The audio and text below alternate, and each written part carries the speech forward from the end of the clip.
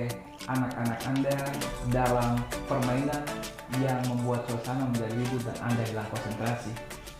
Atau pernahkah Anda merasa marah dengan orang yang Anda tahu tiap hari di belakang Anda menceritakan keburukan-keburukan Anda atau membuat fitnah terhadap diri Anda? Pasti juga Anda pernah merasa marah ketika Anda ada di jalan raya dan orang yang ada di jalan raya bersikap seenaknya seolah-olah mereka lah yang memiliki jalan raya.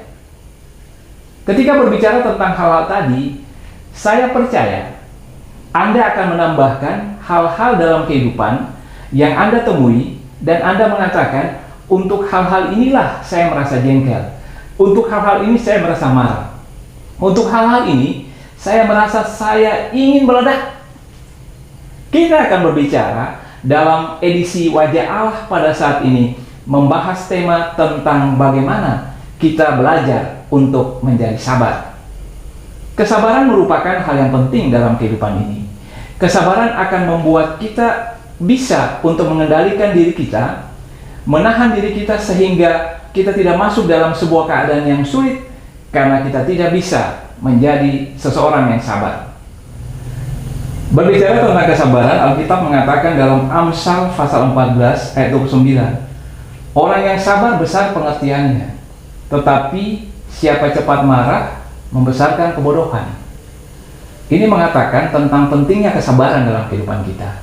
Bahkan dari sisi medis pernah dilakukan riset bahwa 90% orang yang mengalami serangan jantung adalah orang dengan tipe kepribadian terburu-buru, tipe A.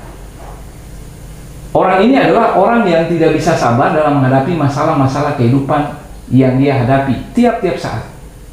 Nah, saudara-saudara, kalau dikatakan kesabaran merupakan hal yang penting, bagaimana kita belajar untuk menjadi sabar? Sebelum kita masuk ke dalam beberapa hal yang dijelaskan untuk kita belajar menjadi sabar, pertama-tama kita perlu untuk mengetahui apa dalam kehidupan ini yang paling menguji kesabaran kita. Nah, kira-kira apa, saudara-saudara? Kalau saya mengatakan ada beberapa hal dalam hidup ini yang sering kali kita jumpai, kita temui menguji kesabaran kita. Yang pertama adalah kita paling tidak suka diinterupsi.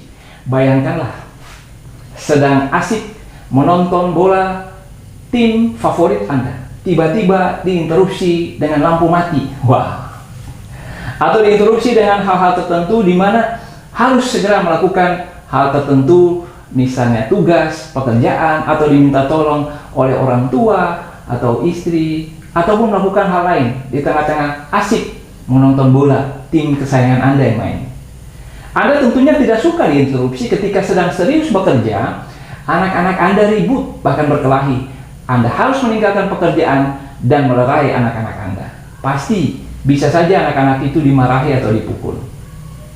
Jadi pertama, kita paling diuji kesabaran kita ketika melakukan sebuah kegiatan dan diinterupsi.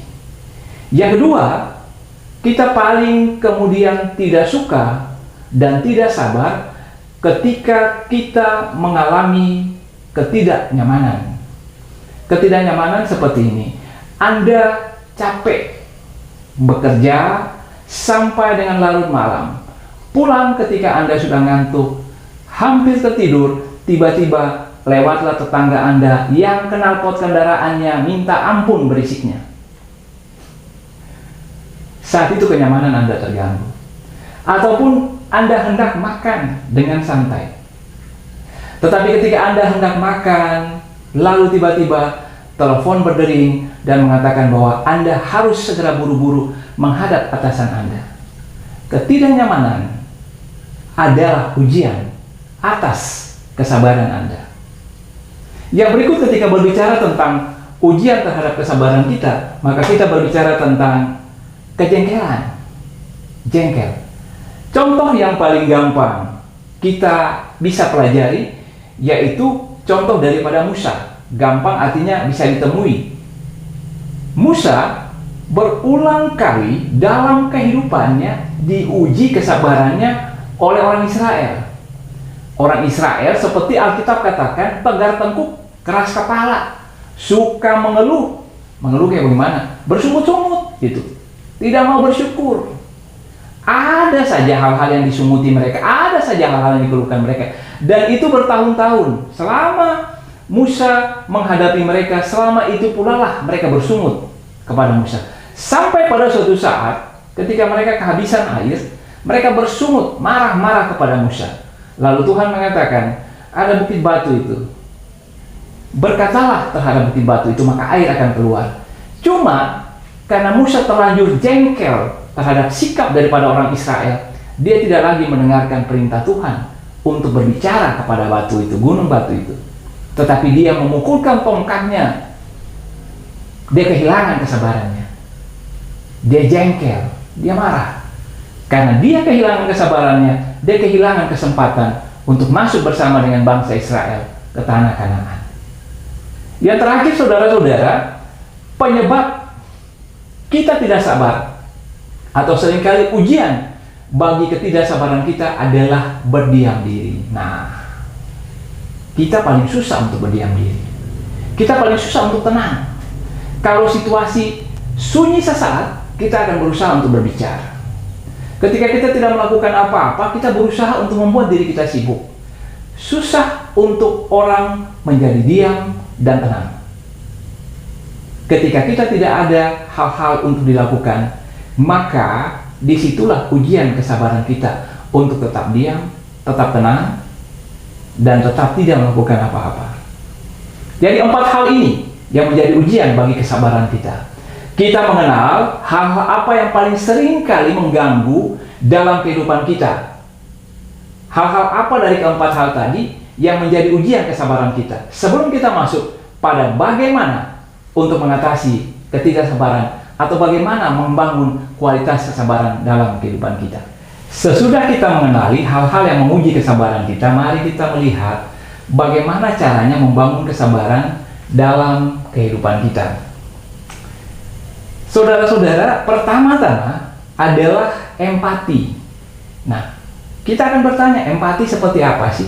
Empati berarti menempatkan diri pada posisi atau tempat orang lain. Jadi kita berusaha untuk merasa seperti orang lain, berpikir seperti orang lain. Kalau kita katakan orang ini membuat kita tidak sabar, maka kita berusaha memahami orang itu. Apa sih yang dia pikirkan sehingga dia bertindak seperti ini? Apa sih yang dia rasakan sehingga dia bertindak seperti ini? Yang kedua, kemudian kita berusaha untuk menerima kekurangan daripada orang lain. Saya punya kekurangan, Anda punya kekurangan. Dan dalam kehidupan ini, ujian-ujian terhadap kesabaran, kita bisa kemudian mengatasinya dengan empati. Artinya kita memberikan ruang terhadap kekurangan orang lain. Kita berusaha untuk membiarkan orang lain terkadang masuk dalam kehidupan kita dan berbuat salah.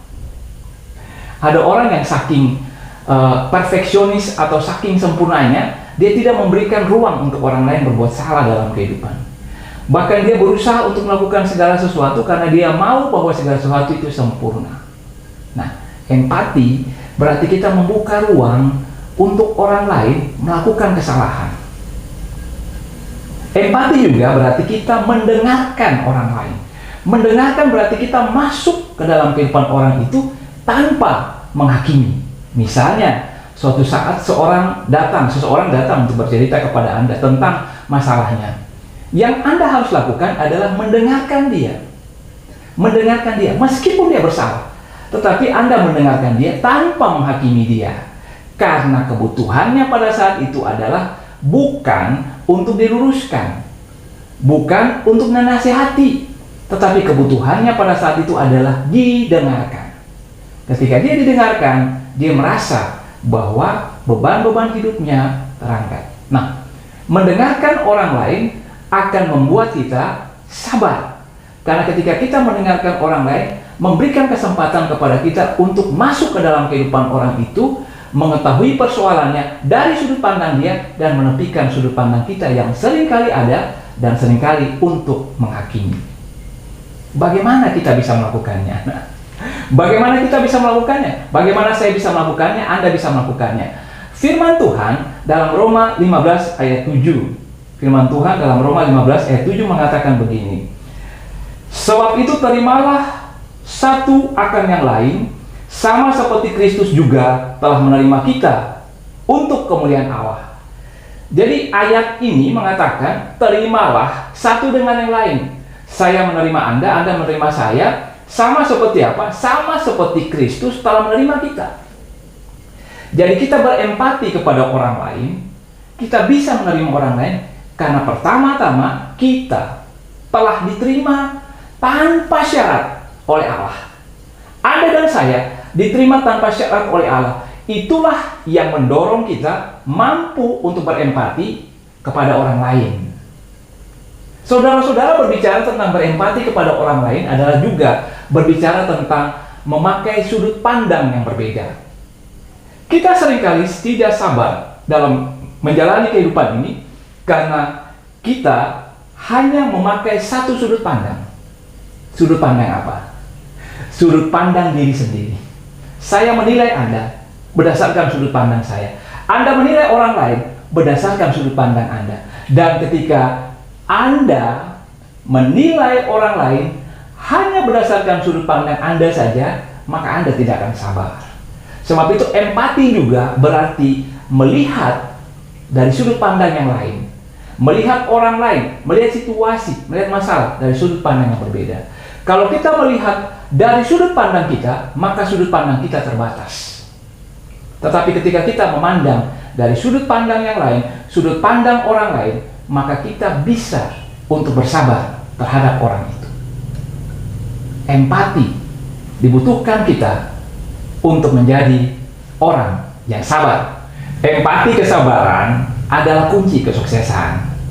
Semua orang mau berhasil, bukan begitu? Saya mau berhasil, Anda mau berhasil, dan empati adalah salah satu kekuatan untuk menjadi berhasil. Karena dengan empati, orang bisa untuk menjadi sabar. Saya kasih contoh. Anda ingin untuk menjadi suami yang berhasil. Maka ketika Anda berempati kepada istri Anda bisa untuk memahami keadaannya dan kemudian menjadi suami yang berhasil. Demikian juga sebaliknya, ketika mau menjadi istri yang berhasil. Kalau dibilang Anda ingin menjadi orang tua yang sukses untuk mendidik dan membesarkan anak-anak, maka Anda harus menjadi orang tua yang memahami anak-anak Anda. Berusaha melihat segala sesuatu dari sudut pandang mereka. Tidak hanya menganggap diri Anda sebagai yang paling benar.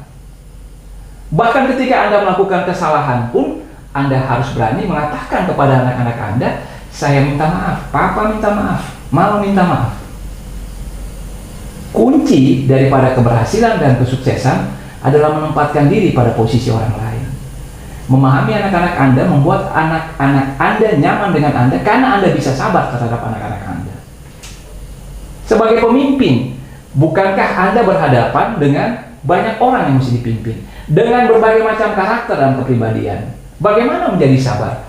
Anda tidak hanya bisa kemudian menjadi pemimpin yang berhasil dengan mengandalkan diri Anda, tetapi bagaimana memahami mengapa orang-orang yang saya pimpin ini berpikir seperti ini, bertindak seperti ini, dan kemudian melakukan berbagai hal dalam kehidupan ini sesuai dengan apa yang mereka pikirkan dalam pekerjaan mereka, dalam tanggung jawab mereka tiap hari.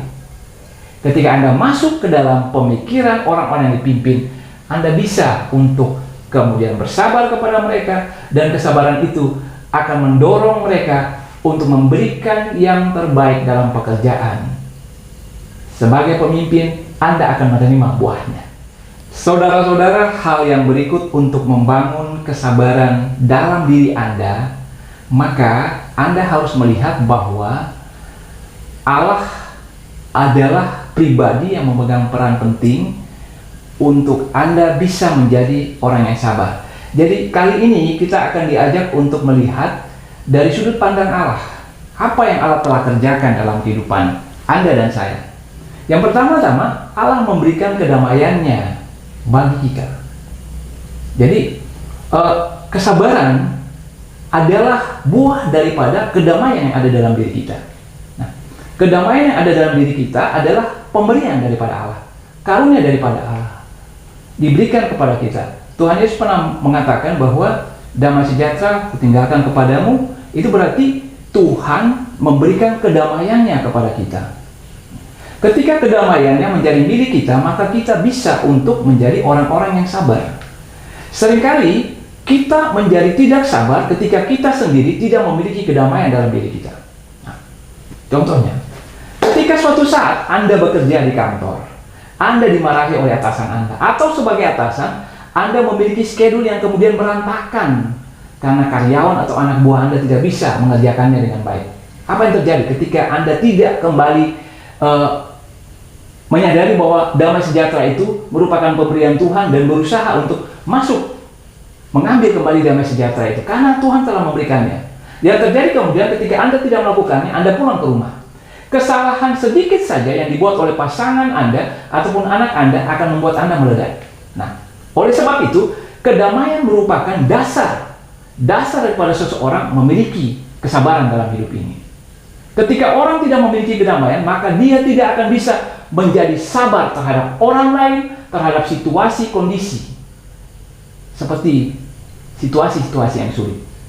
Tetapi ketika seseorang memiliki kedamaian dalam dirinya, Anda memilikinya, saya memilikinya, karena damai sejahtera itu telah diberikan Tuhan Yesus kepada kita. Kita bisa sabar karena apa yang Allah lakukan dalam hidup kita. Pertama-tama, Dia telah memberikan damai sejahteranya kepada kita. Saudara-saudara, yang berikut dari sudut pandang Allah untuk menjadi sabar, maka kita mesti melihat begini. Roma 8 ayat 28 mengatakan, kita tahu sekarang bahwa Allah turut bekerja dalam segala sesuatu untuk mendatangkan kebaikan bagi mereka yang mengasihi Dia. Sekali lagi, kita tahu sekarang bahwa Allah turut bekerja dalam segala sesuatu untuk mendatangkan kebaikan bagi mereka yang mengasihi Dia. Nah, ayat ini mau mengatakan begini, segala keadaan dalam hidup kita yang membuat kita menjadi tidak sabar adalah keadaan-keadaan yang seringkali kacau, sulit, dan menguji kesabaran kita. Tetapi dalam keadaan-keadaan yang tidak terkendali, keadaan-keadaan yang kacau itu, bagian firman Tuhan ini mengatakan Allah tetap bekerja. Allah bekerja untuk mendatangkan kebaikan bagi Anda dan saya. Artinya apa? Allah memegang kendali tetap atas kehidupan kita. Memang kita bisa mengatakan ada situasi-situasi yang tidak terkendali, tetapi firman ini mengatakan Allah bekerja. Berarti dalam situasi yang tidak terkendali, Allah mampu bekerja mendatangkan kebaikan bagi Anda dan saya. Dia memegang kendali. Nah, saya hendak mengatakan begini, bukankah situasi-situasi hidup dalam keadaan-keadaan kita tiap saat, hal-hal yang paling membuat kita tidak sabar adalah hal-hal yang tidak bisa kita kendalikan, tidak bisa kita pegang, tidak bisa kita genggam. Orang seringkali gelisah, menjadi tidak sabar, tidak nyaman ketika dia tidak bisa mengendalikan keadaan. Karena itu penting bagi kita untuk melihat di atas segalanya Allah tetap memegang kendali, dan kita menyerahkan kendali itu kepada Allah. Ketika kita masih memegang kendali, kita menjadi tidak sabar. Tetapi ketika kita mempercayakan semuanya meskipun sulit, maka kita bisa menjadi sabar.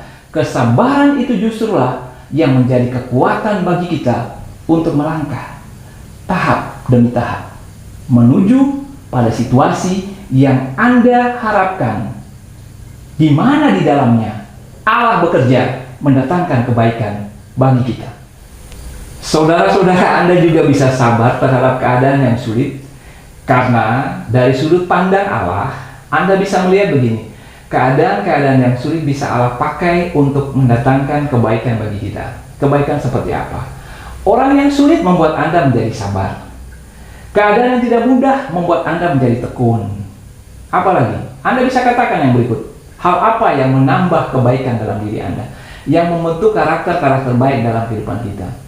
Karakter-karakter baik dalam kehidupan kita seringkali terbentuk oleh keadaan-keadaan yang menguji kesabaran kita. Jadi Allah bisa memakai keadaan-keadaan hidup yang tidak mudah untuk membentuk karakter yang baik dalam kehidupan kita.